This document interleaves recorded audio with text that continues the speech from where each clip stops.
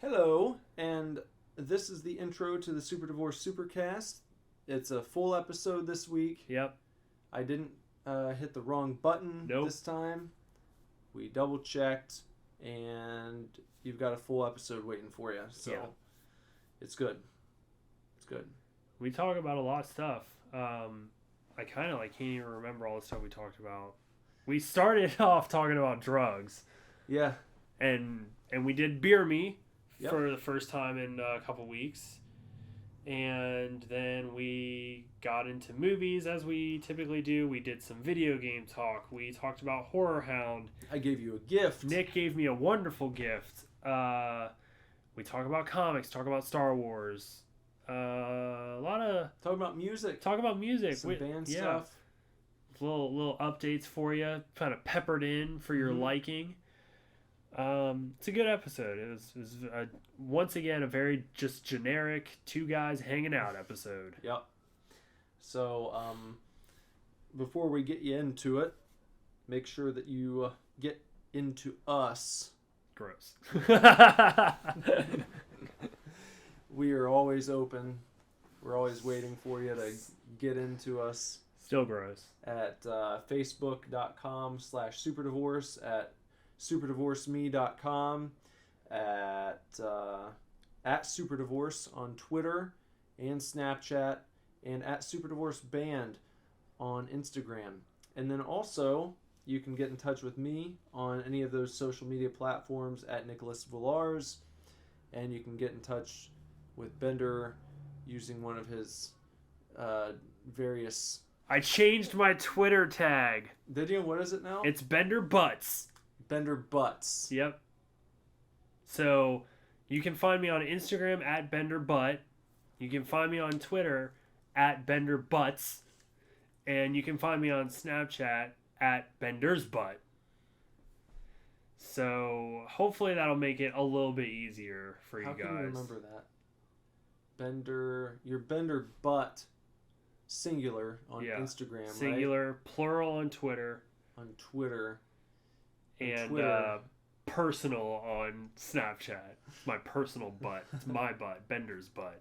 And on the Twitter, you could imagine not one, but Bender Butts, right? Yeah, Two it's just butts. Bender Butts. Bender Butts. 2 T's, 2 butts.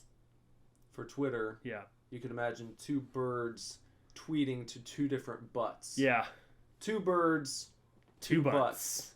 Bender Butts. Two birds, two butts.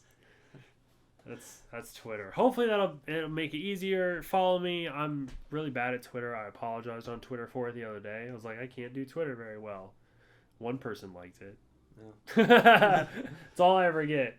All I ever get is like 1 or 2 likes on my Twitter. That's okay. But that's not what Twitter's about. No. I can't get over it. That's what I can't get over. It's like Instagram, I'm like oddly gaining momentum, and I'm starting to average like 30 to 50 likes on everything. Mm-hmm. And so then I'm like, okay, yeah, like go me, you know, blowing up a little bit. Even on Facebook, because I reserve my funny posts for Facebook, I'm getting, upper 20s, upper 30s, stuff like that. And then I hit Twitter and it's just like 1. And I'm like, fuck you, Twitter. But I only have 17 followers, so I can't complain. But, that's to be expected. Yeah, even like, I follow Becky Cloonan, and she's wonderful. She retweeted me the other day. Her stuff only gets like, 150, 200 likes or whatever, but the same picture on Instagram has like 400 or 500 likes, so it's whatever. But different platforms have different, like, I guess, average engagement rates, if you will, right? Because I'm guilty of it. I'll see shit where I'm like, but then I don't like it, and that's being a dick. I don't mean to. I like what I like. If I like it, I like it. I try to do that, but I don't always do it. So I understand. Yeah. Don't take offense to it, because people might be enjoying your feed. Right. So anyway, there's that. And speaking of real quick Twitter, I saw on Twitter the other night that Tom Savini was sitting right behind the announcer's booth for SmackDown. Oh, yeah? Yeah. Did you see the new Jason he designed for the Friday the 13th game? I thought it looked badass. Yeah. They're also unmasking Jason Goes to Hell Jason in that game. Oh. Which has never been done before. That's cool. Did you know there's a producer's cut of Friday the 13th Part 9 that no one's ever seen, and there's like a petition going around to get like a, not specifically, but to get like a Scream Factory Blu-ray of the producer's cut of Jason Goes to Hell? No. I like want it. I tried to sign the petition and my phone wouldn't load it for whatever reason. But there's like, I mean, like a whole like 30 or 40 minutes was cut out of the movie, and it's all shot and everything too, and the footage exists. They just didn't put it in, and they've never released like an unrated version or a director's cut version. Weird. So some dude, some super fan is like trying to petition to get a director's cut of Friday the 13th Jason Goes to Hell. I want it. I'd watch it. I would too. All right, well, with that, here's another episode for you. Enjoy, Chef. We are not getting a divorce. We are not getting a divorce. We are not getting a divorce.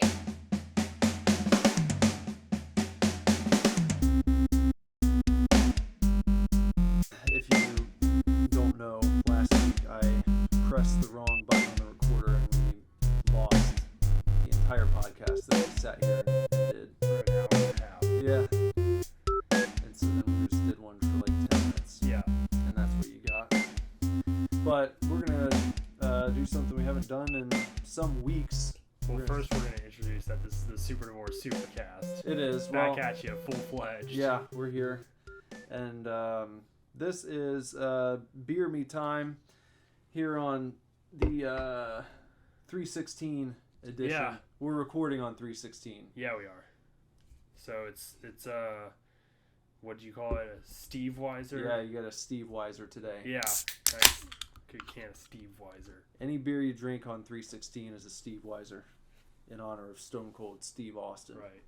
But this particular Steve Weiser is the Dayton Beer Company's The Java Man Cometh, an American-style stout with coffee. So it's kind of beer and coffee talk. Cheers.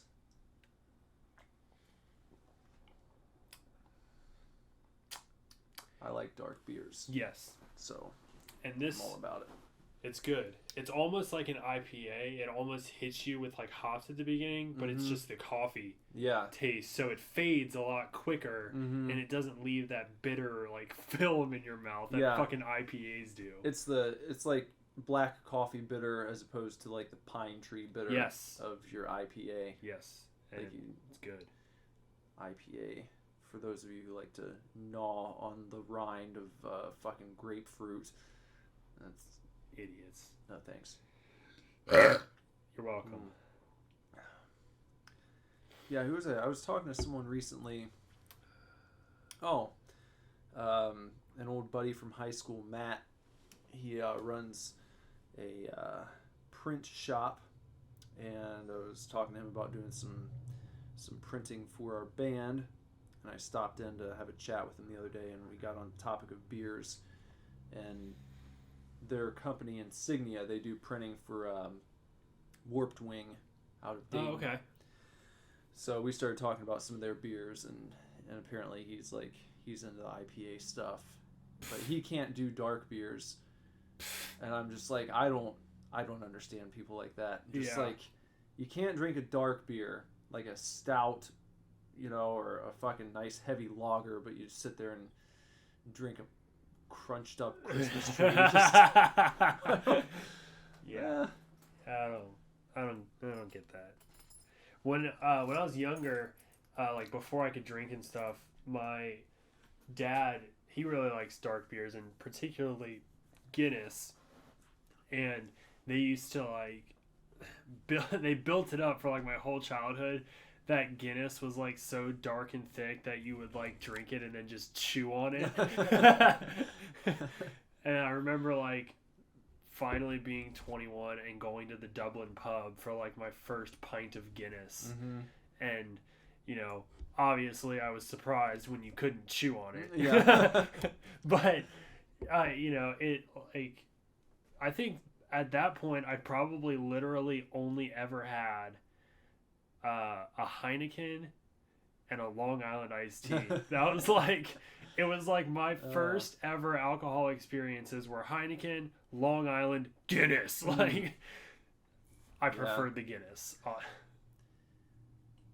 I never did much drinking. Like, like in high school, no, well, there was one time I think that me and my buddy Kyle, our mothers both signed off on it, and we were like, we want to play video games and get drunk, and they're like, okay, and we were like probably 16 at the time, 16 or 17, and they let us pick out like some Smirnoff, and we sat in my basement and drank Smirnoff and played video games. Yeah. And that was like the only time I drank in high school. Yeah. Just like to see what it was all about. I didn't have any alcohol save for like a sip of wine either at communion and I still didn't even like get wine that often, or sometimes at Passover, or any, you know, Jewish holiday where you'd have a meal. Yeah. There would be a little bit of wine, and sometimes I would take a sip of that, just like in tradition, like especially Passover for the Seder meal, like everybody sips wine, everybody eats bitter herbs, you know, like all that kind of. So it was just like participation. Yeah. Wine. Yeah. But other than those times, I never ever drank alcohol until I was 21. Like, not even Dad didn't give me a sip of his beer. Like, I never asked. Like, I just never fucking did. Oh, you know what? I did get drunk at one party in high school. Really? One time. Yeah. And I remember I was there, and I called my mom at probably like, I don't know, I think it was pretty early, I would say, maybe 11:30 or so, and I was already drunk, you know, because I wasn't a drinker. Right. And I just had like a few of probably Smirnoff, whatever shit is floating around a high school party. Yeah. And I called my mom, and I was like, you know, I had whatever midnight curfew, and I was like, hey, I'm gonna stay the night at Adam's house. And it was like this kid that I never hung out with, and she was like, who? And I was like, Adam, you know, like I went to elementary school with him. And she was like, no, come home. And I was like, so I had to find a ride home, and like my mom was in bed, but the next morning I got up and like went straight for the Tylenol, and she was like in the kitchen, and she was like, did you have too much to drink last night? And I was like, yeah. And that was like that was the size of things. Yeah. So it was like yeah, that's, you know, my mom does the same kind of thing. Of course, she never had to do it when I was in high school or anything, but very recently, and now I can, you know, say this on the podcast, but very recently we were like at family dinner or whatever, and just sort of like, I don't know what we were talking about or like whatever, but just sort of unprompted, my mom just kind of goes, so everyone at the table smoked weed except me, right? And we're just like, what? And she looks at me and she's like, you've smoked, haven't you? I'm just like, well, yeah, I guess. Yeah. What am I, you know? Yeah. It's like, sure. And like, it even, you know, I've even gone so far as to say, oh, you know, it wasn't like a one-time thing. Like, she knows Lindsay smokes regularly, you know, and I'm just like, yeah, like maybe once a week, once every couple weeks, like I just smoke down with Lindsay and watch TV, like, yeah, that's it. But she just was like, was she interested in trying it, or is that where the conversation was going? I don't think she is. I think her mom, my grandma, I guess, possibly has said before that she would like to get high one time before she dies, because she has never do a big family circle. I would fucking love to so much. Like, you know, I've really broken down a lot of misconceptions that I've had, Uh-huh. since being with Lindsay. And I don't want to make my girlfriend sound like a huge druggie or anything, because she's not. Yeah. She just smokes weed, like, big fucking deal, especially nowadays.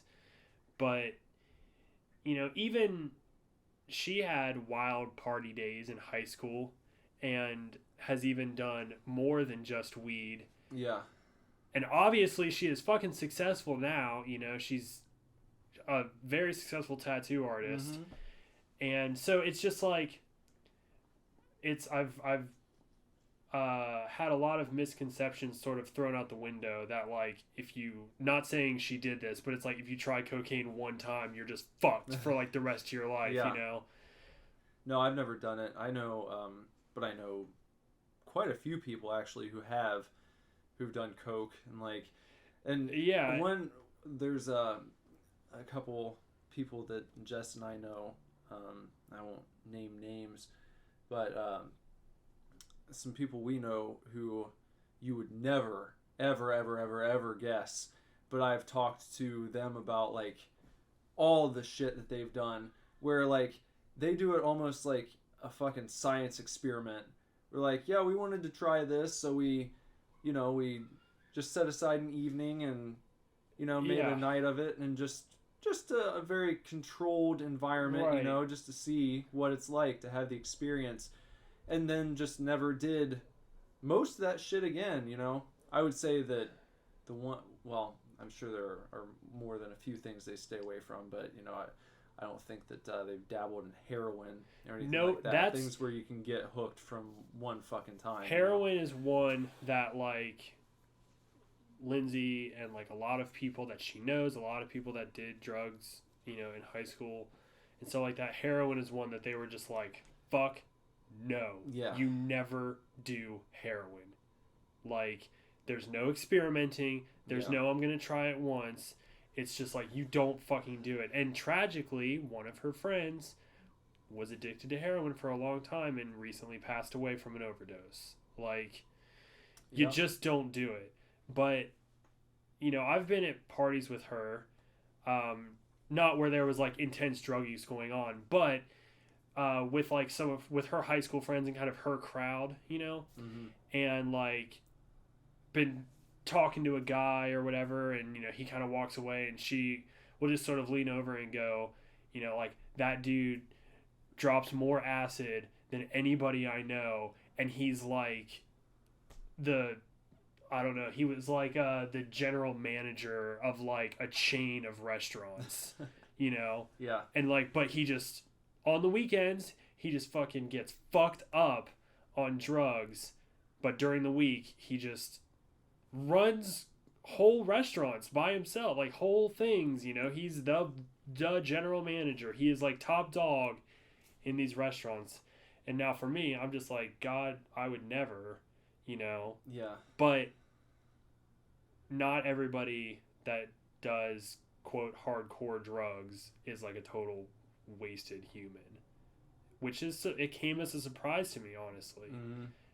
And we in no way advocate that you go out and do these things. No, but if you're going to, I would highly recommend getting with someone who you trust, Yeah. who's done them before, Yeah. so that you've got a good support system in place, especially if you're doing like a psychedelic or something. Yeah. I've never fucked with any of that I stuff, haven't but either. I know plenty of people who have, and it's always been, translated to me like, hey, if you ever want to do anything like this, let me know, because the worst thing you can do is be at a party where people are just like taking hits of acid or some shit, Right. and you're not comfortable, and then you have a bad trip and freak out, and that can be a horrible, horrible experience. Right. So, anything that's gonna mess with your psyche. It's all about, just like alcohol, it's Yeah. all about being responsible. And, I don't know. I think there's such huge misconceptions that even still for me, after being told all of these things, I'm still like, yeah, but I would rather get blackout drunk than Yeah. drop acid. I don't even like smoking weed. You don't. The mental fog, I just don't like it. I don't like getting super drunk either. I like a good buzz. Yeah. But I rarely get really drunk. I prefer to be mentally sharp. Yeah. As much as possible in my life. And I have my times. I definitely, when I smoke with Lindsay, I do not like, I take like a hit. Mm-hmm. And then I'm just sort of like light and fluffy for an hour or so. Maybe longer. I mean, I could, for all I know, it could be a couple hours. Yeah. But I'm just sort of light and fluffy for a while. And honestly, I either fall asleep or come down from it and then like just continue on, I've had a couple like really fun experiences when I've been high, but most of the time I just want it to be done. I'm like waiting, for myself to feel normal again. Like I don't really get that as so much. I just want. I don't know. I seem to have this thing where I either don't feel anything or I get way too high. Yeah. It just There's no middle ground. I'm not one of those people who can take a hit and feel anything. I have to like take several, and then it all fucking wallows me at once, and I'll be watching a TV show or something, and I will forget what they were talking about like 10 seconds prior, and it pisses me off. Yeah. And I'll just feel weirded out for a second, and like, it's no good for me. I think because I'm not a heavy smoker and never will be, and the fact that I pace it out, I still, even now, like as okay as I am with it, I still don't get high every week. Yeah.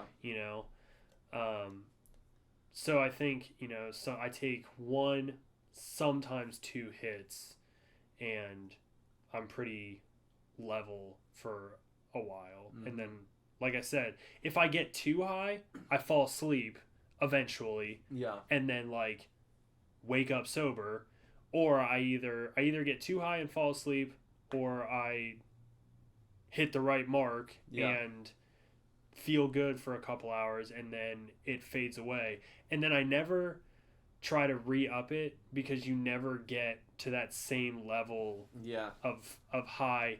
It's, you sort of just like, you hit your peak, and then if you continue smoking, it's just like a maintaining of the come down area. And you're right, that's not fun. Like coming down is not fun. I can handle it. Yeah. And everything, but it's not, it's just not fun. So I don't understand how Lindsay maintains that sort of period of coming down throughout the day, because I'm just like, that would suck. Yeah. How do you get anything done? I don't know. I remember smoking once by myself, and I was gonna just like, because I always heard people talk about, oh, you just need to fucking just smoke out and play some Skyrim or Oblivion or whatever I was playing at the time. You know? And I tried to, and I kept like catching myself, just like stopped, and I'd be like looking at a spot on the screen, and I'd like have to come back and be like, oh, what the fuck was I doing? I had a friend of mine who just loved to get high as fuck and play Counter-Strike, and he was amazing. I love people like that. And it was like, oh, I'm gonna smoke a bowl and play some CS, and I tried to one time, and it's just like, no, I can't fucking do it. I'm awful. It does the exact opposite for me. It just like, instead of enhancing like the global view of things, right, all I can do is like start focusing on down. Little details. And that's no good for when you're playing like a fast twitch type of game. I don't think I've ever really like sat and played video games high. I would love to play Resogun high. I don't know, that might be interesting, because if you could feel like you were in that fucking, or no, Resogun. I was thinking of I don't know why I was thinking of the game for VR. Battlezone. Yeah. in the tank. Yeah. Man, that would be feeling like you're in that arena. Yeah. Like, more than you already do when Oh you've my got the God. VR on. But I would definitely be down to if it was cool with you to smoke and then try VR. you could try it sometime. That would be. I feel like that would be an intense experience. Do it and then play some RE7. Fuck that. No, like I would already shit my pants playing that in VR, but playing it high in VR, like Yeah. I'd shit my pants and wet myself. I do want to play that in VR though. Like Me too. I want to just try. I want to just try and experience that. The only go-to right now for me is Zelda when I have free time. Really? And I mentioned it last week that I was like, I'd started Final Fantasy. Yeah. And I'll go back to it at some point, but right now, Zelda is the first game in a long time that, like, when I'm not playing it, I'm thinking about going and playing it again, you know. And that's cool. always a really good feeling to have. Yeah. You know? Some games you play, but you almost feel like you're obligated to. Like, I need to get through this. You know? With this one, every time I sit down and play it, I'm like, it's like eating a really good meal, and you're like, you don't want it to be over. So you're thinking about it as you're enjoying this big tasty burger. It's like, oh man, this is so good, but at some point it's going to be gone. I'm going to be done with it, you know? But that game, it's so huge, you know, I don't think it's anything I have to worry about right away, but I'm definitely trying to savor the first playthrough because it's so cool. Right. I beat Tomb Raider, Rise of the Tomb Raider. Oh, how was the ending? Did you like it? Yes. I thought it ended appropriately for the story. Mm-hmm. It was very similar to the first game. I mean, like, almost completely, which is fine, honestly. It's like, if it's not broke, don't fucking fix it, you know? But it was fun. It was a really good game. I enjoyed it. The last couple, you know, the last Forbidden City, or whatever I should say, is, I think it was challenging, but it was fun. I didn't, like, die a whole shitload or anything. Yeah. It was cool. And I even, once I finished it, I even did a little bit of, like, continuing to search around and, like, just find things that I'd missed or whatever. Yeah. It was cool because the game ends, there's the final cutscene and then the credits, and then there's a post-credits scene. And then when you go back, if you hit continue on the game, there's like a continue cutscene that's like after everything, and Lara is sitting there with like some of the people you meet along the way, and they kind of like talk about what happened, and then they talk about like Lara basically is just like there's so much more to discover, and then it opens up and you can go anywhere. And I'm just like, that's neat because I did not find everything. You know, it's just like it was a cool way to segue into giving you a reason to go back into this world that you've already completed your main mission in. That's cool. Of course, I probably won't bother to find every document and treasure item and whatever, but I did. There was like a side mission where you had to essentially beat all of the crypts and get all those ancient secrets or whatever. And if you did that, you were supposed to report to this lady, and you got like a special outfit for it. And one of the last crypt is like towards the end of the game.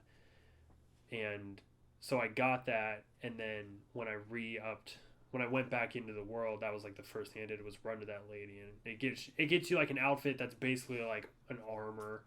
I don't there wasn't like a big like effect for it or anything, but it's cool looking. It's really cool looking. It's cool. And then when you beat the game, you also get classic Tomb Raider skins. Oh yeah. So you can be like, does it look like yes. PS1 game? Yes. That's like cool. PS1 Tomb Raider in this richly vibrant 3D world, and she's just like running around like it's it's weird. It's kind of weird, but you can do it, and it's funny. That's pretty fun. Uncharted had a bunch of different unlockable like costumes and different characters you could play as. Yeah, Uncharted was... I tried to unlock a bunch of that stuff. Because you would get credits when you played through things, and then you could just spend the credits. Yeah. I think it was in the second one of the skins was like the skeleton of Sir Francis Drake. So you're running around as a skeleton. Yeah. It's kind of fun. I loved replaying levels in Uncharted 4 with the no gravity on. So you like kill people and they'd like keel over but then just float up into the air. And it was sweet because like you know, that game you could like shoot tiles off of walls and things and shoot plates off of tables and all of that broken shit would just float around when you would do that. It was really sweet. That was a fucking good game. Oh, when we brought beer earlier, I was going to ask if you watched that Stone Cold grocery store segment. I did. You did? I did watch it, yes. What did you think? I thought it was pretty funny. I believe I've seen that before. Have you? Yeah, but it was good. I just liked at the very end when he was just like, price check on a little bitch. Just walks away. Yeah, it's fun. I always loved like Booker T is just like crying pretty much throughout the whole thing. The whole time. Getting beaten up. We got to meet him a couple years ago. He was a pretty nice guy. Yeah. Yeah. I met Stone Cold once too. Really? When I was in 6th grade. I'm pretty sure that he was hungover and in a very foul mood. Oh. It was like a signing that he did at some little sports memorabilia shop. I think out near Kings Island, I believe. Yeah. Yeah. I still thought it was cool, but I remember getting up there and he's just like eyes glazed over, just barely holding on, it looked like. Oh. It's kind of a bummer. Yeah. Speaking of meeting people, big old horror Hound starts tomorrow. Yeah. So who's your big pick? Do you have one in mind that you're trying to get to? I'm having difficulties trying to figure out what I want him to sign because I just don't know, but I really want to meet Tobin Bell, who played Jigsaw in the Saw movies. I think he's the big one for me. I've thought before that I would really like him to be at a convention, so I'm excited that it's actually happening. I was looking through my Saw collection because I have all of them individually, and I have a really cool version of Saw 1. Yeah. And it's in like a case that's like as thin as a CD. Yeah. Almost, and it's all clear, all plastic. I know what you're talking about. I remember seeing that like when I looked at buybacks. Yeah, and you can like, it's got like the water packet in front of it with the little blade that moves. Mm-hmm. Those packages are always really cool because there's another one, Ichi the Killer did it too. Yeah. It came, like the discs came in a blood bag. Mm-hmm. They're always really cool, but the blood dries. Yeah. After a long time. So then they just end up looking weird and gross. Mm-hmm. So like that's obvious. That's what happened to mine. There's still liquid in there that you can move it around, but like all of the red dye that was in there has like stained it. Oh. So it just looks old, honestly. And I'm like, I don't really want to have him, because you can remove that little pouch. Yeah. Like, I don't want to have him sign this and then frame it and it just be like this weird stained water pouch on my wall, and then he's in all of them, but I don't know. I'm thinking about seeing what he has on his table or trying to find something at the convention. What if I gave you something for him to sign? I mean, that'd be cool, because I don't, I'm gonna do this on the show right now. Oh God. Oh God. Here you go. You can't give me that. I want you to have this. No. Take it. Seriously? Seriously. Really? You're a much bigger Saw fan than I am. I got this because it was a variant, and I liked the first one a lot when it came out, but I'm not like a huge Saw fan, so you will appreciate that. And it's a cool piece of memorabilia that you can get old Tobin Bell to put his John Hancock on for you. Thank you. You're welcome. That's awesome.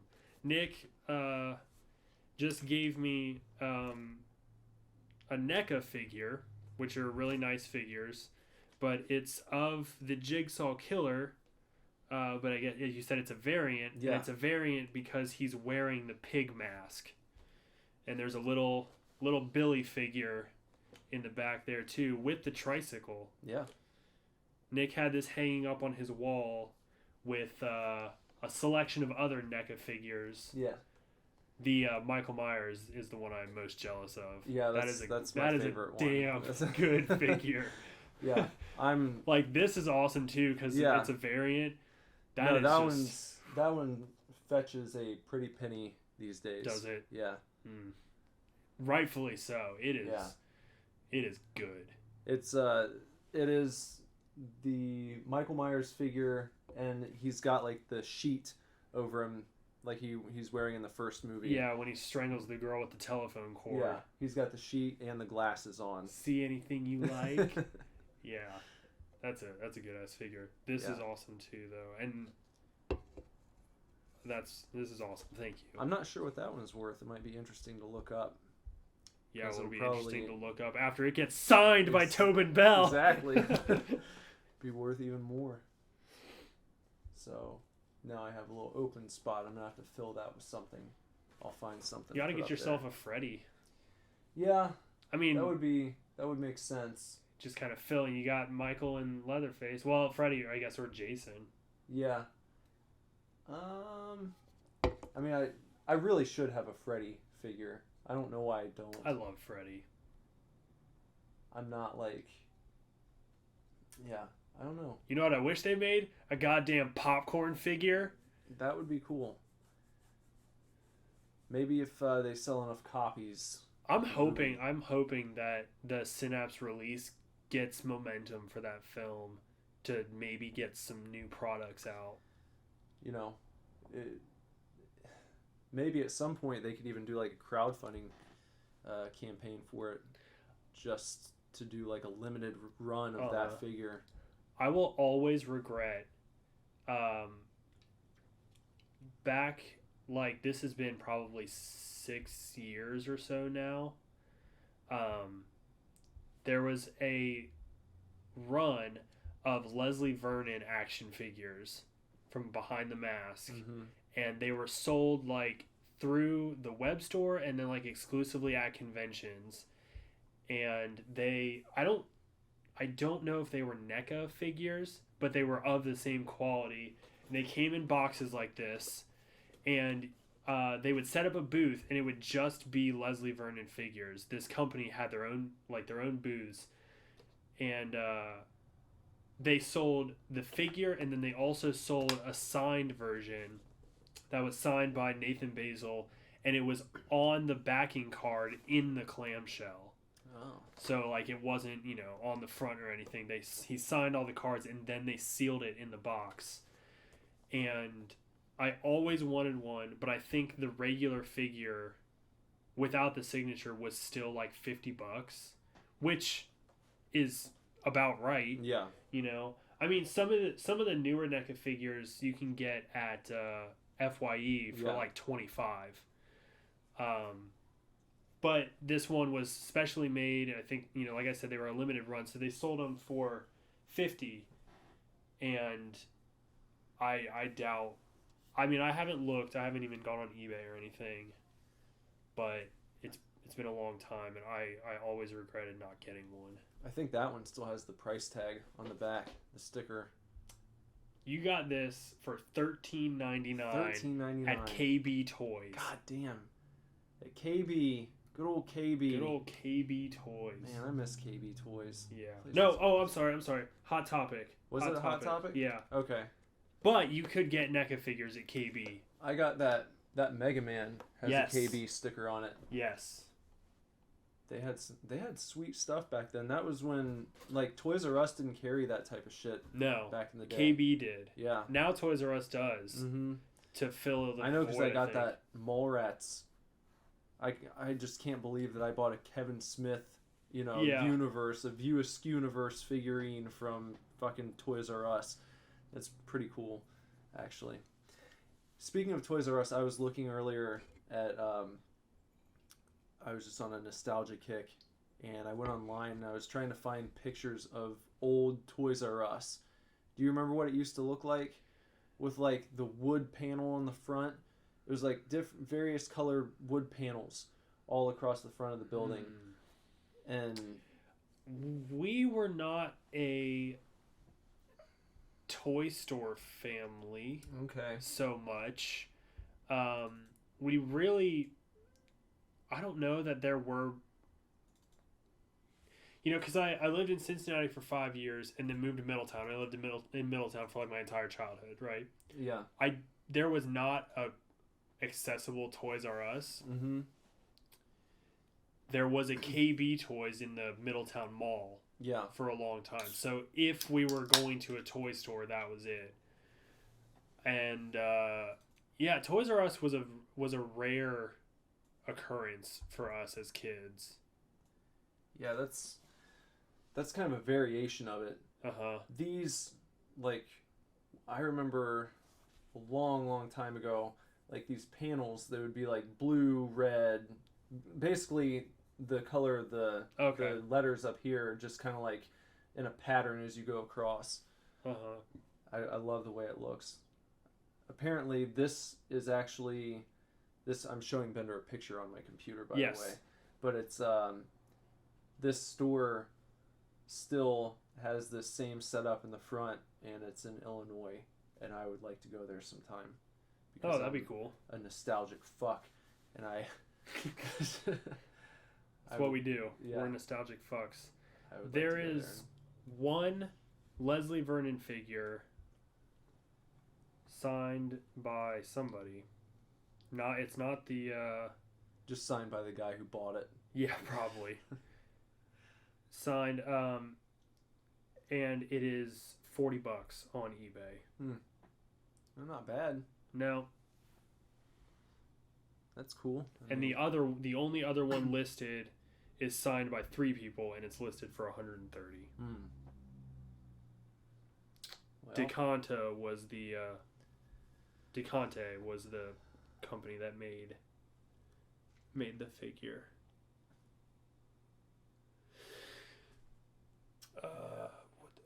So speaking of NECA figures, when I was a kid, I went to KB Toys, and I bought. My grandma used to take me shopping all the time, and I got some NECA figures one time. I used to have, and I no longer have it. I used to have a Solid Snake NECA figure, and I might have had another Metal Gear character. One of the Fox, maybe Gray Fox. Oh yeah. Yep. I had 2 of those figures. I might have even had a Metal Gear, like one of the robots. Don't have them anymore. No. I would give them to you so fast if I did. But I remember buying it because I remember like liking NECA figures because they were really well crafted. I also had a Spawn that was badass. And I thought I liked them because they were really well crafted, but they're mostly posable figures. Yeah. And as a kid, I of course opened them, and tried to play with them, but they're sometimes they're a little rigid. Stance. Yeah. Like Solid Snake was in this pose. Yeah. In the packaging, so when you would go to move his legs, it was just like. Yeah, you just have to twist it awkwardly, and you could never get him to just go. Right, you can't just make him stand straight up. He's always at weird angles, and because he was stepping forward and holding his pistol like down, like like you would see or whatever. He was kind of hunched over. Yeah. So there was no getting him to just stand straight and be an action figure. He was posable. Yeah. I never quite grasped it as a child. Yeah. I saw at one of the conventions last year that I went to with Jess, they had like the entire series of Metal Gear figures, but they were like, you know, fucking $40 a piece or something like that. And I was like, I don't want to buy one. You know? I gotta sit here and take one of these while the whole set is like hanging up right in front of me. So I just didn't get any of them. I just walked away butthurt.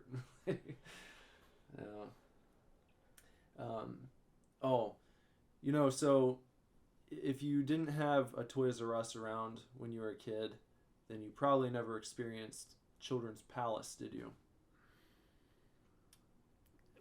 Was that something where you like got to go for your birthday? No, it was another toy store. Oh, okay. It was the rival to Toys R Us.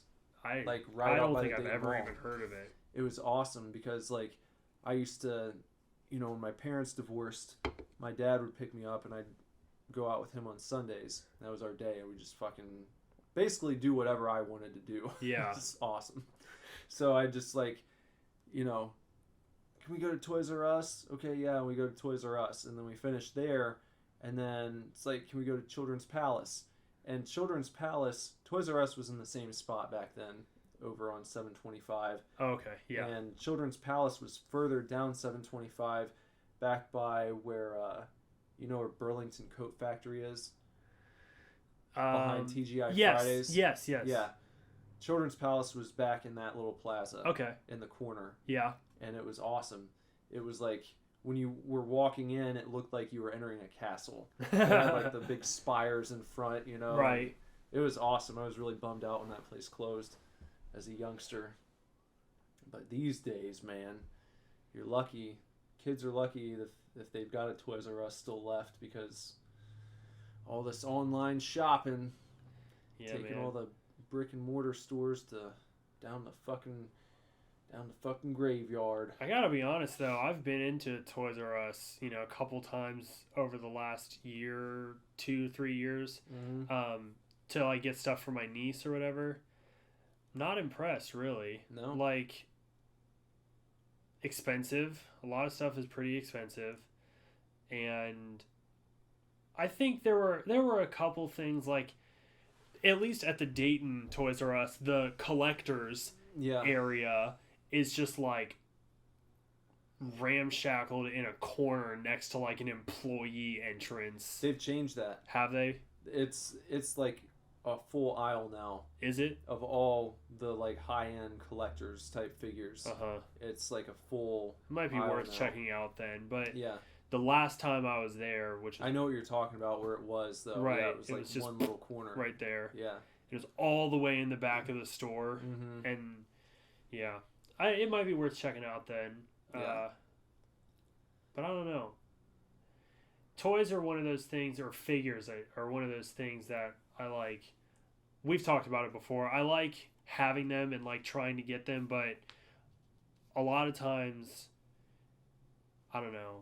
It's really not that expensive to spend $25 on a NECA figure, but I feel it somehow feels unjustified to me, because I know I'm not going to take it out. Like, I'm not going to play with it. It's just going to sit there. And like movies, I'll spend $30 on because I can watch it. Yeah. You know?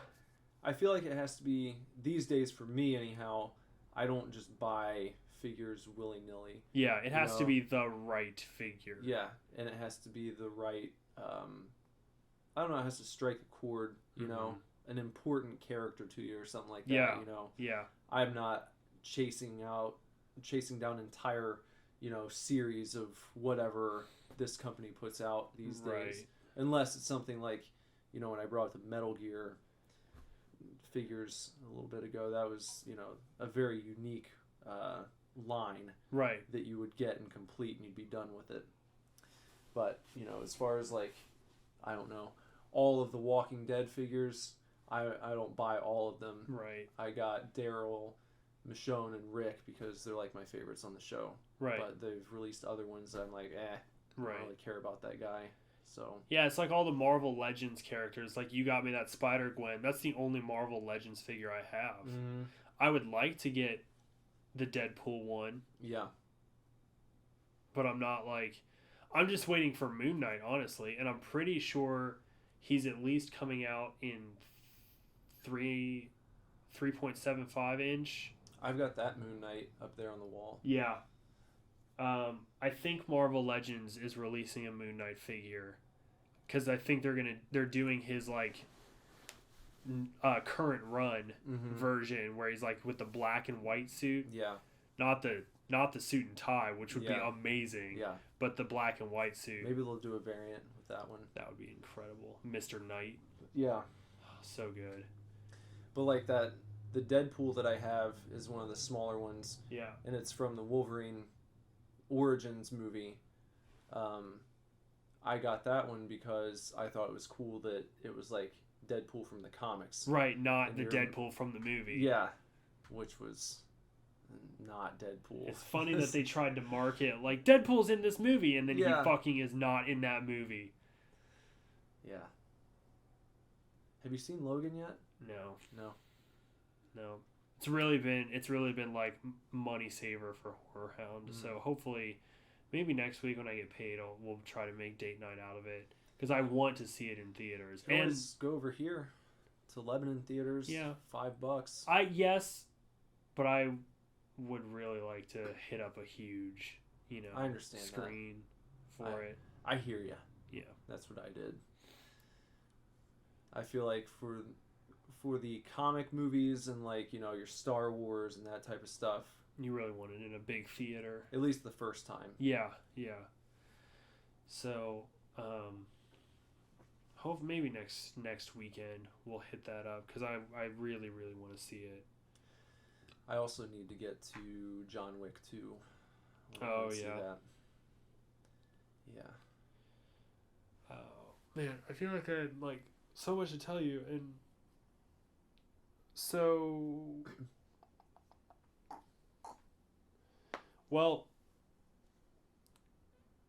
kind of segueing from figures and the mention of Leslie Vernon.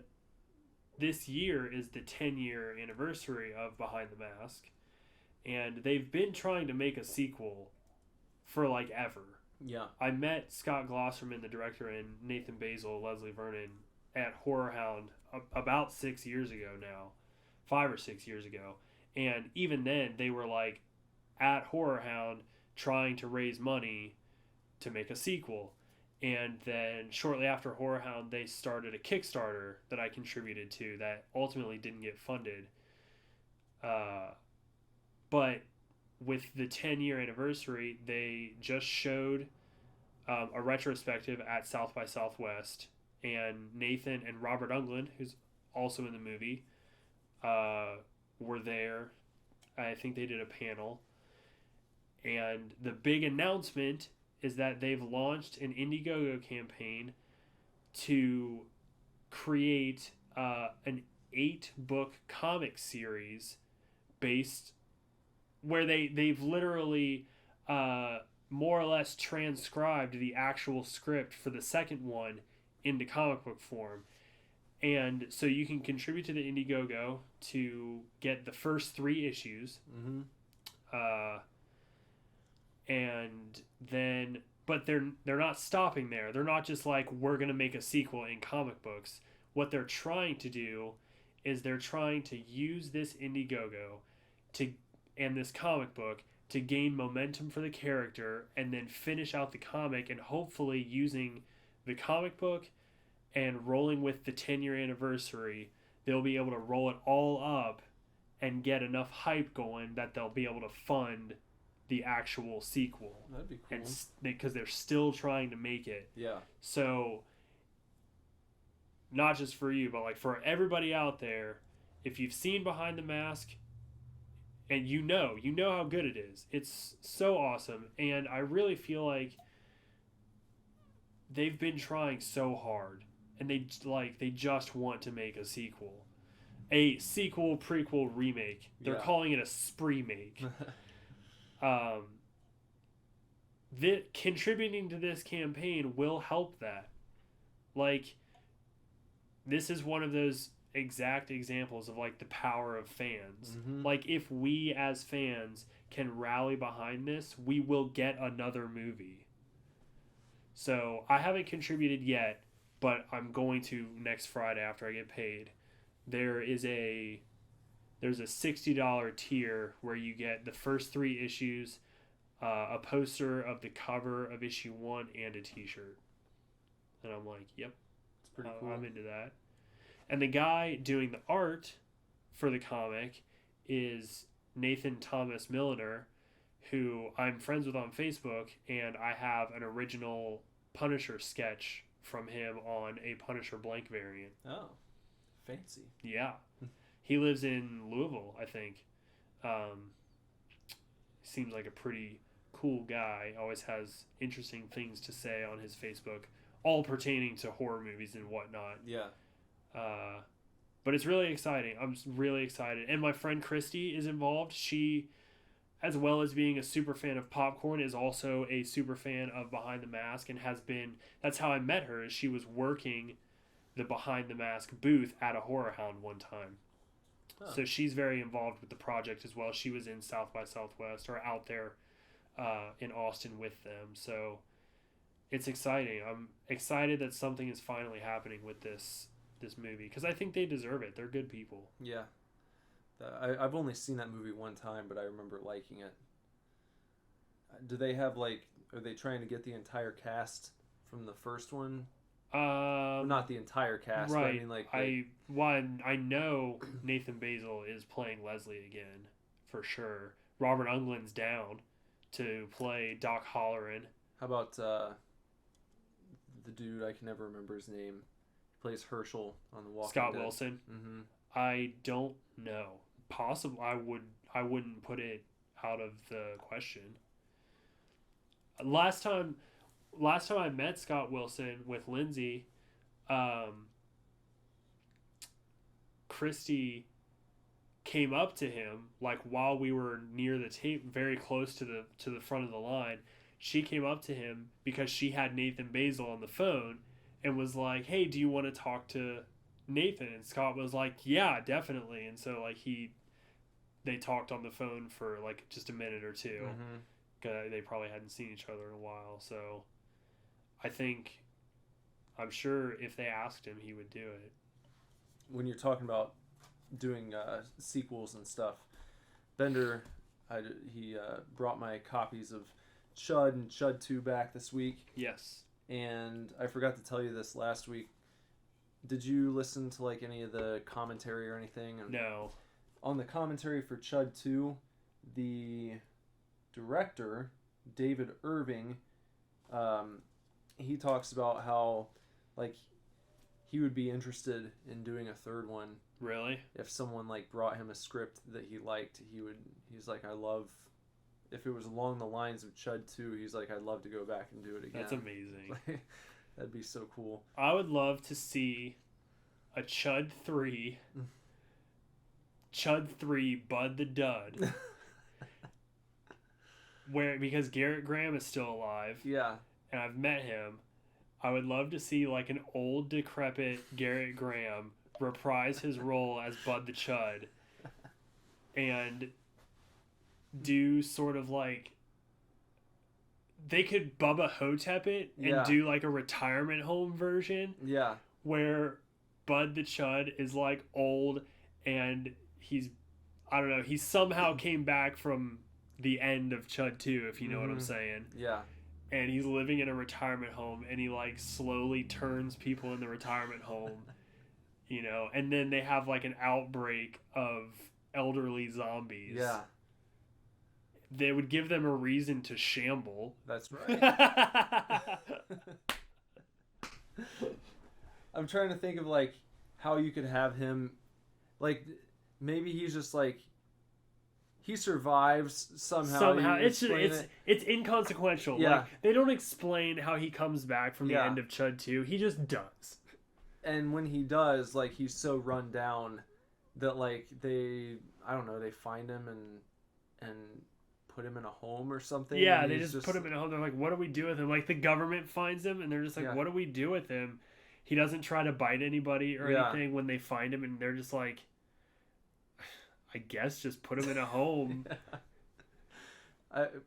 because they'd have to have some sort of stupid reasoning, like, well, we can't tell people who this guy really is. Yeah. It'd be a PR nightmare. Yeah. Put him in a retirement home. You know. Put him in a home. That's as much explanation as you need. That's it right there. And then he just goes into the home. Yeah, and he doesn't move for like years. Yeah. Maybe the entire staff, they're like staffed by like really unattractive like old lady nurses. Yeah. And then after like 30 years, there's like a new hire, and it's like this busty, just like Yes. hot chick. That's And she comes in, and then he's like, Yeah.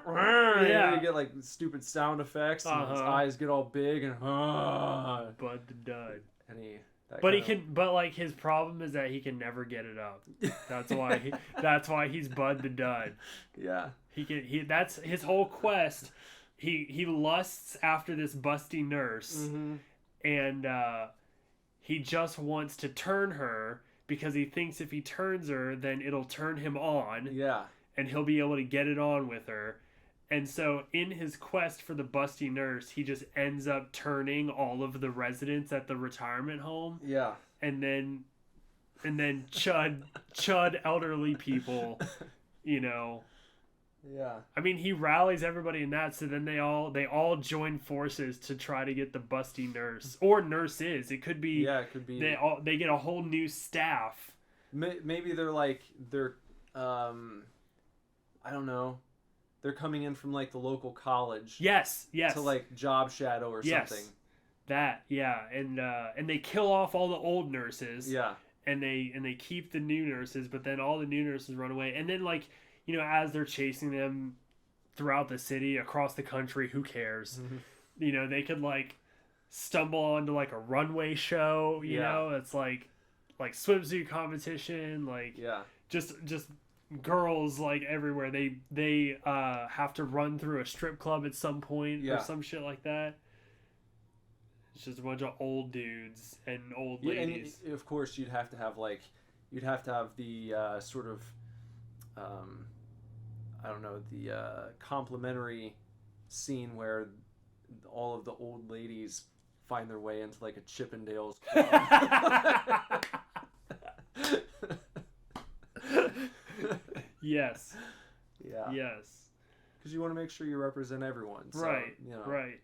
And then, even further, some of the guy chuds go into the Chippendale There show. you go, yeah. And they're Yeah. like, "Rrr, rrr." Yeah. That's it, right there. Yep. There you go. Hilarious. That would be so funny. Mm-hmm. Garrett Graham, Bud the Dud. I love it. Let's fucking write it, man. Let's submit it.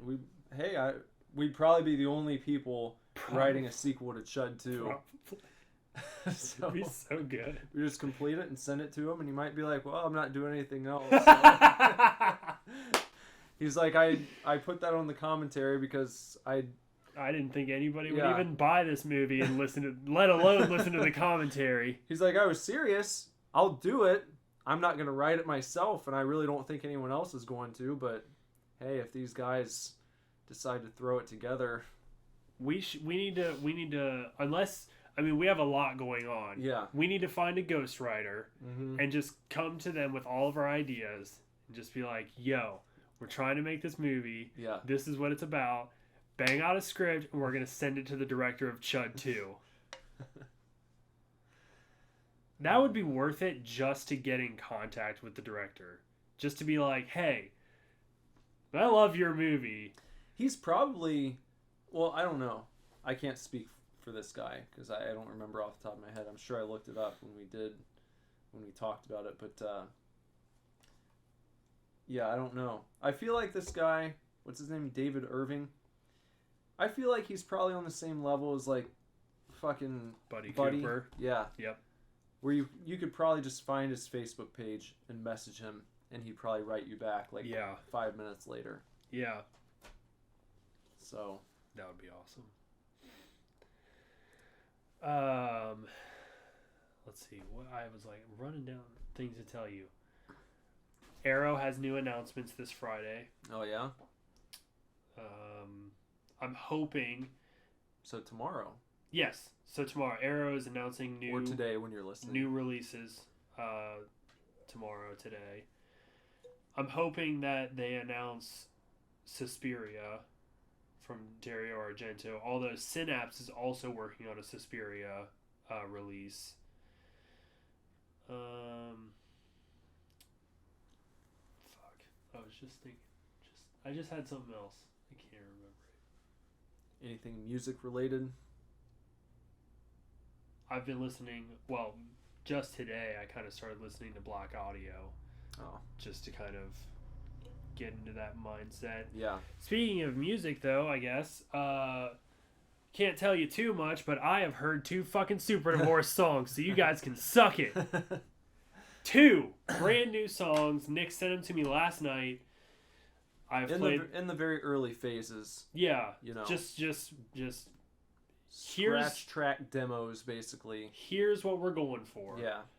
And I got to tell you guys, it's going to be really exciting to collaborate on. Yeah. I can't wait to get my hands on these tracks because listening to them, I thought they were really good. And I mean, I loved where they were going, but I was just like, ooh, I could do this, or I could do this, or blah, blah, blah, you know? Yeah. So I think when the time comes for me to start putting in my ideas, and then also our producer to weigh in, between the 3 of us, we're really going to have a lot going on, and it's going to really flesh these songs out. Yeah.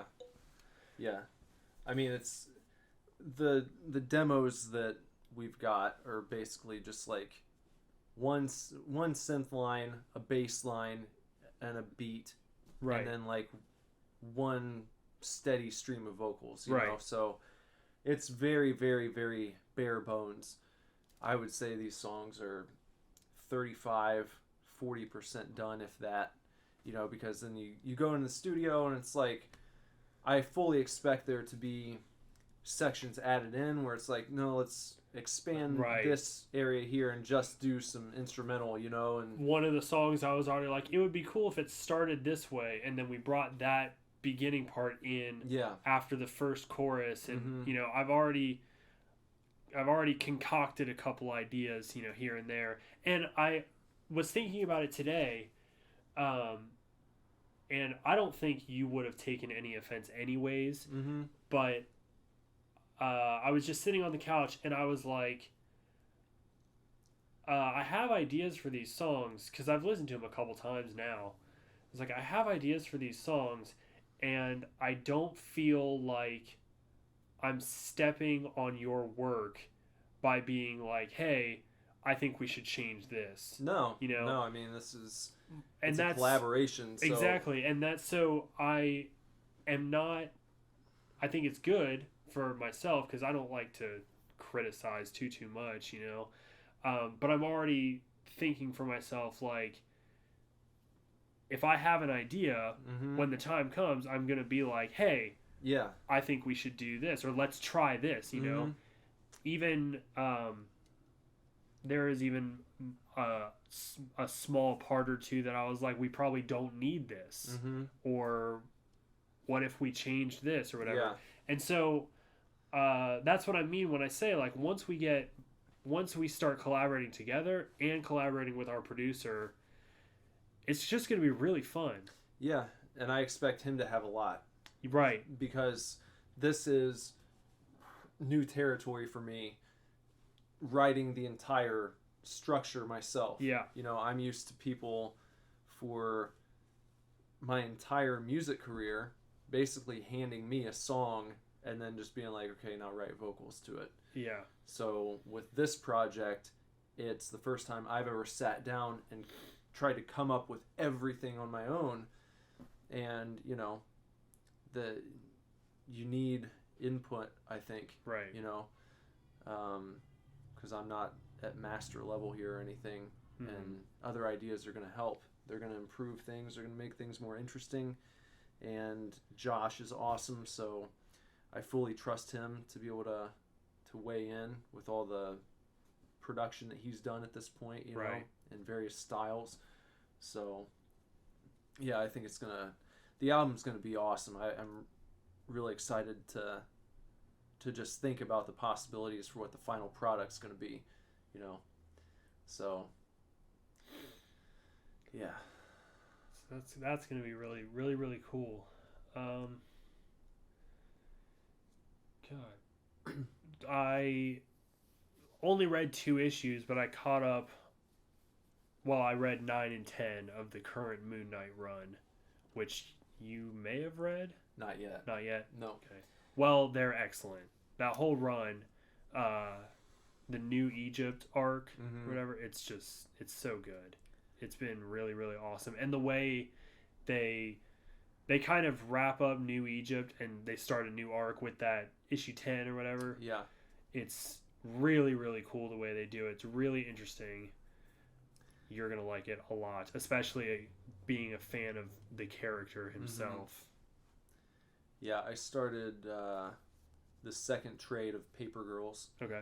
So I'm like maybe an issue into that one so far, but I really like that. Yeah. I actually, my wife just left yesterday to go to a tattoo convention out in Oregon, and I sent the first trade with her. I was like, you got to read this while you're out there because it's really cool. Yeah. I read the first deluxe volume, so the first 16 issues of Jonathan Hickman's East of West. I got the hardcover from Barnes & Noble a while back, near the end of Christmas, and I just finished that yesterday, and that's really, really cool. It's kind of like a futuristic Western. It's basically like there were 2 American Civil Wars, there was one American Civil War, and back in like, the 1900s or whatever, but near the end of the Civil War, like a meteor strikes the earth, and instead of the Union defeating the Confederacy, it basically like this meteor signals like an end to the war, but the world leaders meet at the epicenter, and they divide America into 7 nations. So you have like the Republic, basically the Union, and then you have like the Kingdom of New Orleans and the Republic of Texas and the Endless Indian Nation and all. And so on top of that, so that's how it remains for all of American history, basically, until you get to the timeline of the story, which is the year 2065. The Indians, the Native Americans, have at some point, nobody knows why or when or how, but at some point they like relinquished their spiritual beliefs and began believing in technology. So they're like the most advanced race on the planet, just the Native Americans. They have, and then their technical pursuits basically flooded out, and the whole rest of the country depends on their tech. And then on top of all that, throw the 4 horsemen of the apocalypse into the mix. Sounds pretty cool. Yeah. And like Death is like the main character essentially, and the other 3 horsemen are like out for the death of Death, because they were all supposed to like die and be reborn, but Death fell in love instead and had a child, so they like betrayed Death, and then now like the other 3 have been reborn, and so they're still on their quest to like destroy him. It's very interesting, very weird, but really, really awesome, and it was a good read. Sounds pretty cool.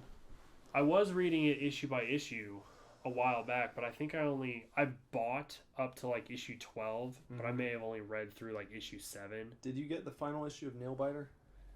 No, I didn't buy the final. I read that in trade though. Didn't you say that they had just released like the last issue.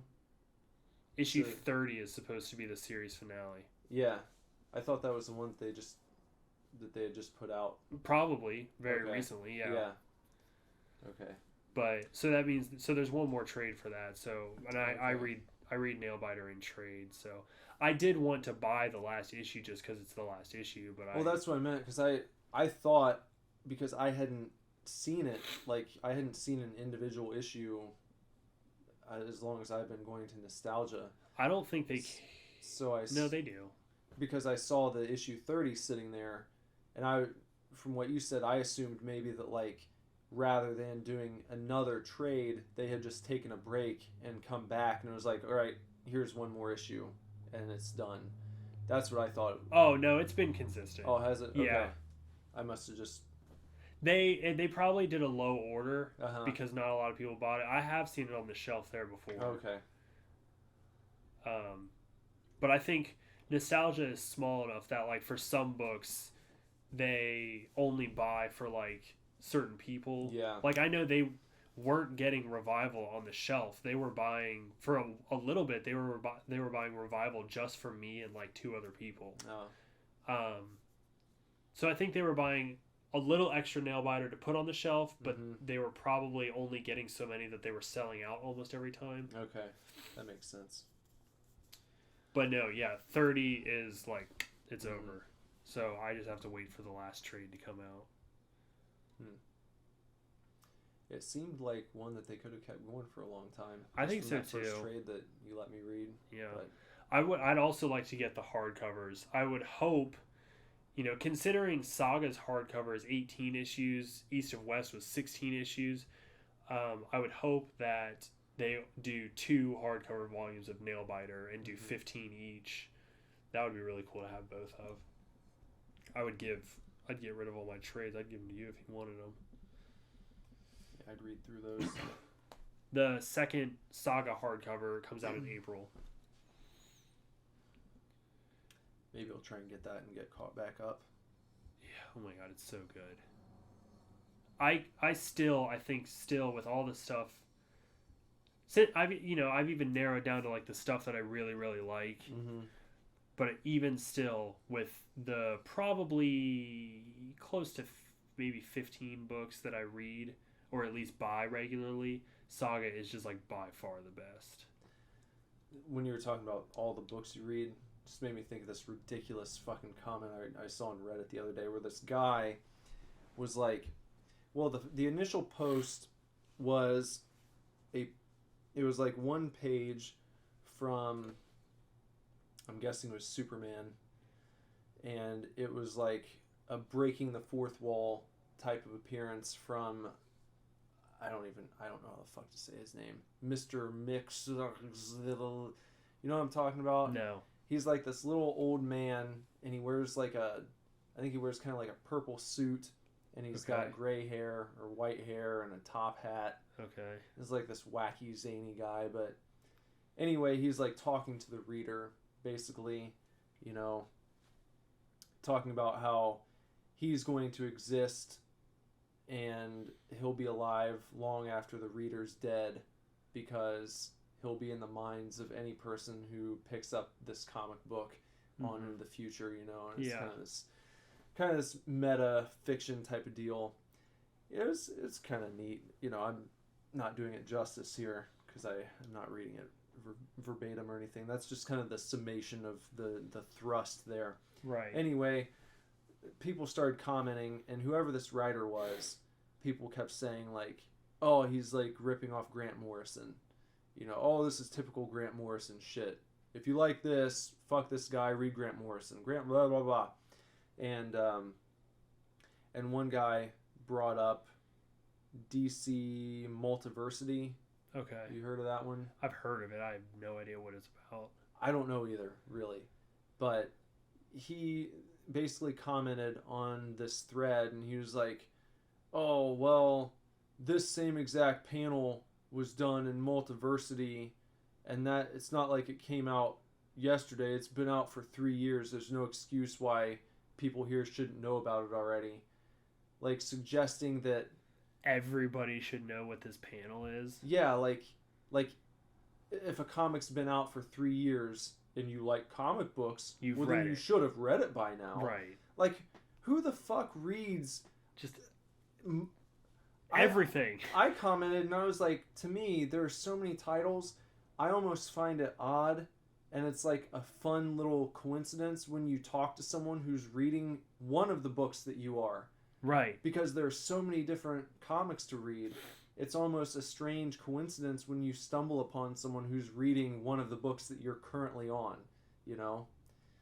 There are just so many... Go to the comic shop and look at the fucking wall. Yeah. And it's a chore to keep up with more than a handful of books. A lot of shops don't even carry every release that comes out in a given week. Yeah, exactly. But you're suggesting that just because a book's been out for a couple years, well then you should have read it by now if you like comic books. No, I don't know anyone who reads everything. Right. You kidding me? That would be... You'd have to do nothing but Yeah. read comics. Yeah. That's and it the would just only be like way. a financial pit. Yeah. It's like I try to stay around 10 and sometimes Yeah. I start going over, and when that happens, You have to scale back. yeah. Because then it starts feeling like a chore. Yep. You're like, God damn it, I've got so much I need to get caught up on, you know? So, that's the trick of comics. Yeah.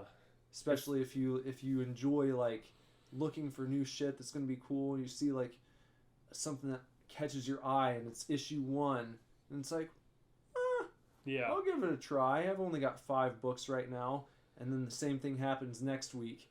And then a few weeks later, something else catches your eye, and now it's like, well, I can't give up on any of these things after 1 issue, so I'll have to buy at least the next 3 or 4 to see if I'm going Yeah. to like it. And it can just snowball very It's quickly. ridiculous. There's I like, probably need to trim the fat off my list already again. oh, I know I do. Yeah. So that I haven't been to Nostalgia in like 2 weeks because I've kind of made a resolution and a promise to myself that the next time I walk in there, I'm going to take a list with me and I'm just going to open a file, and that's going to be it for a while. Yeah. Because clearly I can't clean my plate off at Yeah. dinner here, so to speak. It's So hard. I mean, honestly, for as much as I love Star Wars, I'm seriously considering nixing Star Wars books from my list because are there any of them that are like really good, or is it just kind of like you feel like you need to? I just feel like I need to. Yeah. They ended Darth Vader, Mm-hmm. which I have all of, and Marvel announced a new Star Wars series the other day. You know what it is? No. Darth Vader. And I'm just like, Is it gonna? What are they doing? Just Why? like a. they're apparently Charles Seale's writing it, the guy that writes curse words. Apparently, they're doing a Darth Vader comic that picks up, like, literally in episode 3, he comes out of the pod, screams no, and drops to his knees. This comic is supposed to pick up when he, like, stands up from that scene. And I'm just like, I don't care. Mm-hmm. I don't fucking care what Darth Vader did between then and A New Hope. I feel like their entire thing is just like filling in gaps. Yeah, that's all they're doing. You know, when they've got so much, it seems like they could be elaborating on that. Why is there not a Rogue One comic? Yeah. Like Like what characters in that story, you know? Yeah, about what was Cassian doing the whole time? What the fuck was Jin doing? Yeah. All they talk about in Rogue One is Jin fighting as a resistance member. You know what? You'll appreciate this. This is just like a problem in wrestling, Yeah. where every year when it gets to be around WrestleMania, you'll get like the legends that come back to be in the huge matches, Right. rather than taking the new guys and building them up over the course of the year so that they can properly main event WrestleMania Uh-huh. and sell the tickets and push the new talent. You keep going back to the well and just like, well, we can bring The Undertaker back in again because people like watching him, Yeah. rather than It's the same thing. Let's just go back to Darth Vader again because You people just ended a Darth Vader comic. Yeah, you've got this fucking brand new universe you're trying to build, and you're ignoring all the new talent, if you will, in favor of going back to do nothing but fill in the gaps with all these characters that, yeah, people love, but if you don't start investing in the new characters, no one's going to give a shit. Because what message are you sending? Right. By going back to those old original trilogy characters over and over again, you're basically subliminally telling the fans, this is the best. yeah, and It won't get better than this. And the new ones are not as important. Yep. Because we're not... Back then, all of the attention had to be on those characters because that's all there was. And the only way that you can create that type of attraction and that level of importance is by putting that level of care and focus on the characters in whatever series or time you're talking about. Yeah. So I think it's a big mistake. I can see them doing it like when they were relaunching, to get ready for these new movies. Right. But now that you're here, now that episode 7's been out for almost 2 years and you had Rogue One, you've got this fucking slew of new characters, there's no excuse to go back and do another Darth Vader comic book. Right. Other than we know it's going to make money for us. Well, the only defense that I would throw out is that they probably can't or don't want to explore episode 7 characters. Although there is a Poe Dameron comic, but they can't explore like what was Rey's childhood like because they're gonna answer that in future movies, I think. Well, couldn't you do like,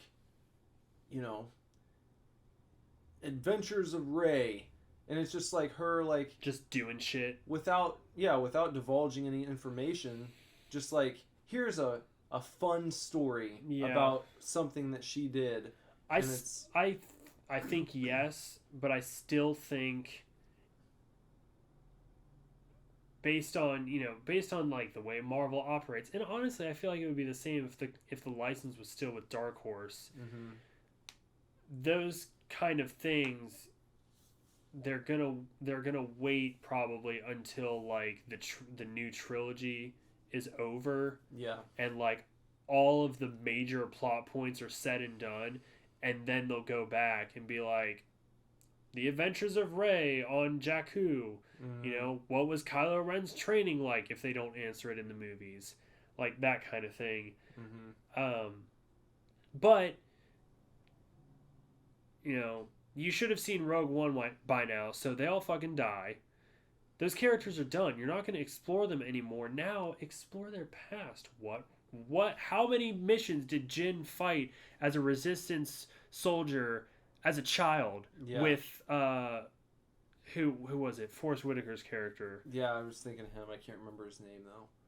Saw Gerrera. Mm-hmm. Like, how did Saw Gerrera raise Jyn? How did Cassian meet K2SO? Like, what did Baze Malbus and Chirrut do all the time, like before the Great Temple fell or whatever the fuck that they were doing. All of the other monks like Chirrut, like he was the last one, I think. Mm-hmm. What was it like when they were protecting whatever they were protecting together? Do that. Yeah. Do all that. That's what I want to see. I want to see those, but introduce me to new characters along the way. Or you could even do stuff that's of absolutely no consequence to the original. Like, but with, what was the dude? You just said his name, the monk. Chirrut. Like, what if you had a series and it was like Meditations of Chirrut, and it was like adventures that he went on spiritually, if you will, while he was like meditating, and he goes to like fucking weird worlds and like does this training to like temper his mental and spiritual game, if you will, to live alongside the Force, even though he's not a Force user. Yeah, like to where it'd be almost like really just hypotheticals he's putting himself into to like train his mind, and you could see inside of his head basically what he's doing. They did a fucking series Dark Horse did a series called Star Wars Infinities, and they did A New Hope, Empire, and Jedi. And there were 4 issues each. And each one was, what if this one thing went differently? That's like all it was. Each one asked a question. The first one was like, what if Luke missed the shot on the Death Star? Mm-hmm. And so, like, in the very first issue, Luke fucking misses and doesn't destroy the Death Star. What happens next? Mm-hmm. You know? Or, like, I think, I can't remember what Hoth was. I think Hoth might have been, like, what if Luke would have died on Hoth? Mm-hmm. And then Return of the Jedi is, what happens if Han Solo isn't rescued from Jabba the Hutt, you know? And I have Jedi Infinities, and it's just like something like, I don't know, C-3PO never gets to Jabba's palace, so Luke doesn't know where it is. It takes him too long to find it. By the time they do finally get Han out, he's been in carbonite too long, so when they unfreeze him, he's blind. And then he can't go to Endor with everybody, and then, like, he tries to, like, pilot the Falcon and, like, la-di-da and all this stuff, and, like, Leia ends up fighting Vader because something happens to Luke and can't handle it, and then, like, at the end of it, Vader doesn't die. He actually turns to the light side and gets a white suit of armor. Huh. It's like Chirrut. Like, Yeah. what if you had a whole series where Chirrut became one with the Force, meditated and became one with the Force, and then, like, in his mind placed himself into major Star Wars story. Like, imagine Chirrut at the Battle of Geonosis. Like, what if one extra person had been there Mm-hmm. for the Jedi? You know, what if one extra person had been there when Qui-Gon Jinn and Obi-Wan fought Darth Maul? Yeah. Like, that would be rad. That would be cool. Yeah.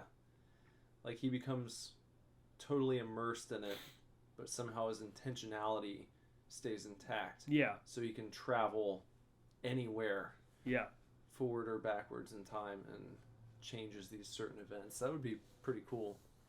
But even, you know, like, you know, the other thing is, like, if you explore that time gap with all of those Rogue One characters, you open the toy box of introducing new characters, and then you branch off of those characters. Just like in Empire Strikes Back, when Darth Vader employs the bounty hunters, you know, and you've got Boba Fett, Bosk, IG-88, Zuckuss, Forlom, and Dengar all standing there. None of them say anything. Nothing ever. You don't see any of them except for Boba Fett one other time, Mm-hmm. you know. But do you know who IG-88 is? You don't know who IG-88 is? No, not Seriously? Head. The robot with the, like, cylinder head. You fight him in Shadows of the Empire on N64. I'd have to see him. It's like a clone robot. Oh my god. Well, you're just, like, fucking my point up. Sorry, man. It's okay. Do you know who Dengar is? Yeah. Okay. Do you know who Zuckuss was? What does he look like? He's got, like, the big bug eyes and the, like, breathing mask. Yeah. Okay, so you recognize those characters. Yeah. They have, like, whole books just about them. IG-88 has, like, whole comics just about him. You know, he and Boba Fett, like, feud over stuff.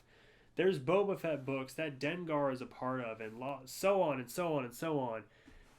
And it's just like all they did was show them for one scene in one movie. But their characters, they're staples in the Star Wars universe, you know? They have action figures. They have their own action figures. Yeah.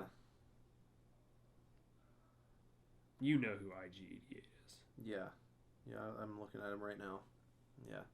I did not know the name. Oh, okay. Well, he's like a clone robot, and there's like a bunch of other ones, but IG-88 is supposed to be like the superior, like the original one, and he goes around killing all of the other assassin droids, but if he gets killed, he just downloads his memory into another version of himself, and blah blah blah. Like, that's when Boba Fett hates him and is trying to kill him, but every time he does, he just transfers his mind, and it's like craziness.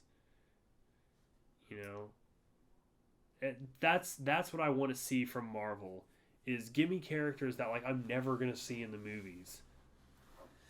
But Might not happen. They're just doing Darth Vader again.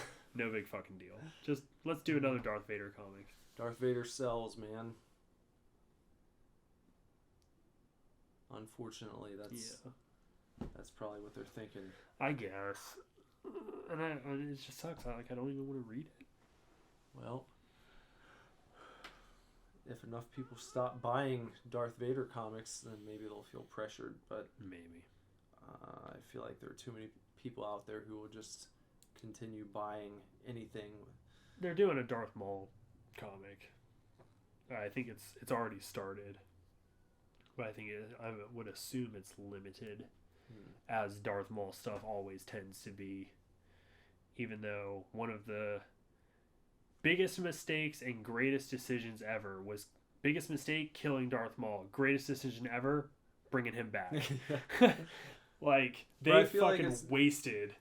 I feel like it's never like as cool as it is that they brought him back in some capacity.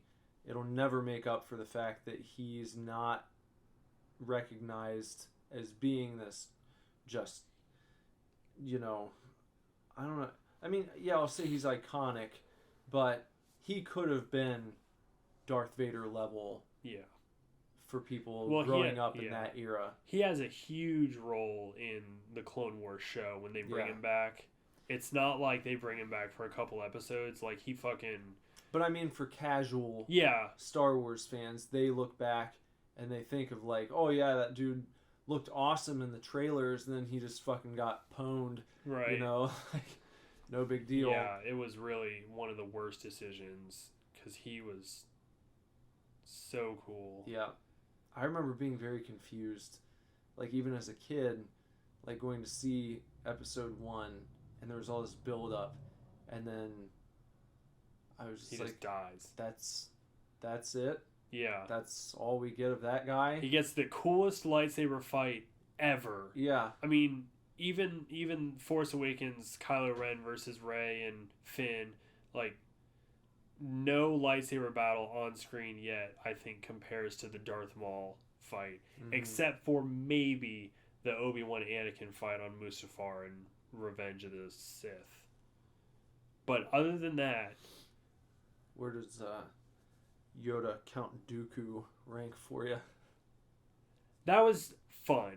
Like, it was like, you spend 6 movies just seeing Yoda be this, like, crotchety old, knowledge Buddha. Mm-hmm. And so it was just, like, exciting to be like, okay, he's a badass. Like, there's a reason he's the Grand Jedi Master. You know what I mean?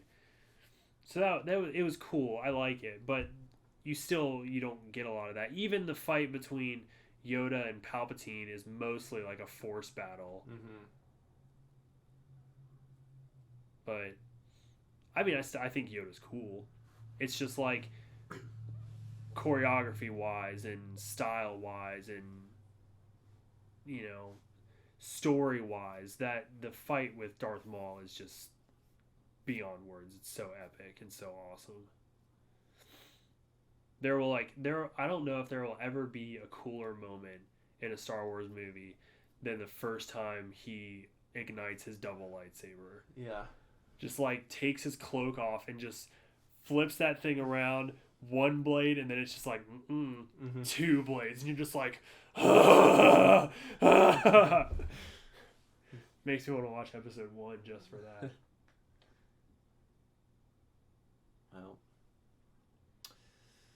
Well, maybe we'll get your side character comic series at some point. I think they're just waiting for movies to happen. They keep the Star Wars universe so under wraps that I think they're just getting the movies kind of underway, and then they'll branch off of it. So, I don't know. We'll see. Well, I guess that'll probably about do it for this week. Thanks for tuning in. And stick around for our little outro for you guys. Yep. We'll talk to you soon. Very soon.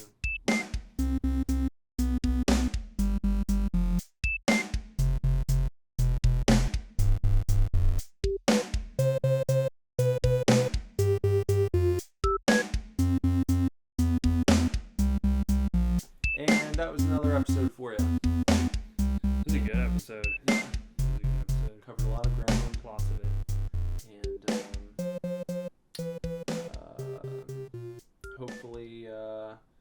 hopefully you learned a few things this week. Yep. Hopefully you will support us as we proceed with Gusto.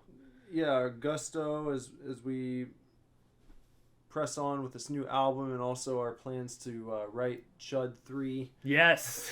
It's happening. It's all happening. Chud 3, Bud the Dud. I'm gonna pitch it next time. Garrett Graham's at Horror Hound, should pitch it to him. There you go. So follow us all across the internet. SuperDivorceMe.com, Facebook.com/SuperDivorce, Twitter @SuperDivorce, Instagram @SuperDivorceBand, and Snapchat SuperDivorce. You can get in touch with me at any one of those places by just looking me up at Nicholas Villars. You can find me on Instagram @BenderButt. You can find me on Twitter @BenderButts. And you can find me on Snapchat @BendersButt. So yeah, lots of Bender and lots of butts. Also, we have, if you saw our Facebook, we have temporarily postponed weekly mixed CDs. Yeah. However, that doesn't mean you shouldn't still email us. Make sure you send an email to divorceclub@superdivorceme.com. Put "To Sweet Me" in the subject line and put your address in the body of the email, and you'll be entered to win a free mixed CD compiled by either Nicholas or myself. When we restart doing drawings for that, we'll be drawing every week. Enter once and enter for life. Yeah. Also, just email us and give us feedback. Let us know what you think about the show. Give us talking points. Ask us questions. Tell us if you watched any of the movies we talk about and if you think they're shitty. Or if you're reading any of the comics or playing any of the games we're playing. Yeah. Or just tell us what you're playing, what you're watching, what you're listening to. And we'll mention you if you want us to. Yeah. So just another way to stay in touch with us. And we love touching all of you. We do. And we love to be touched. Yep. So it's very touching. We're touching people. And we appreciate you very much. Yeah. So come back next week for... I don't know, maybe we'll do a super scary... We'll definitely have a Horror Hound wrap-up. Yeah. Are you going? I'd like to go at least one day. I won't be able to go tomorrow, but it would be cool. Are you going all 3 days? I have a weekend pass, yeah. Okay. I want to find out if...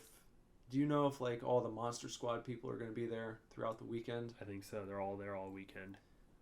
Because I really want to take that fucking vinyl and get it signed. That would be badass. So I feel like my best shot is to go on Sunday. So as long as everyone will still be there.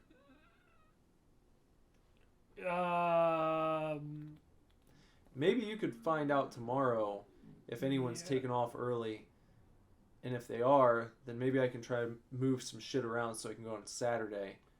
But just because of the amount of people that you would try to meet, I assume you would maybe attempt to meet all of them. Yeah, I'd like to. Get all of their signatures. If you're going to try to do that, personally, I would try to go Saturday. Or we could work out, if you wanted to, I could get a couple signatures for you. If you can sacrifice meeting them maybe face to face. Unless you just go through the line to say hi to them later. Yeah. We can talk about it later. Okay, yeah. We'll have a wrap-up on Horror Hound next week for you guys. And until then, enjoy, chefs. Super Divorce.